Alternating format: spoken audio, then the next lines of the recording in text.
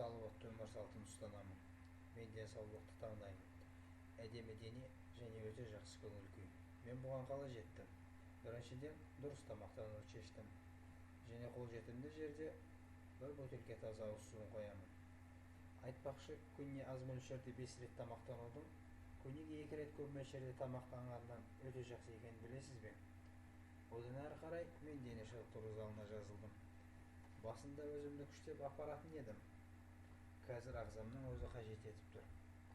Айтпақшы, мен ол жерде өз қалыңдығыммен таныстым. Көктем басталысымен қыс түскенше автокөліктен велосипедке көшеміз. Сондай-ақ біз саяхаттауға шықпақшымыз. Сол үшін шетел тілін үйренеміз. Салауатты өмір салтын ұстану қиын емес. Қиыны ішімдік ішкеннен кейін ертесіне ояну. Үнемі әлсіреген денені емдеу, өз денсаулығын газ сусындармен құрту.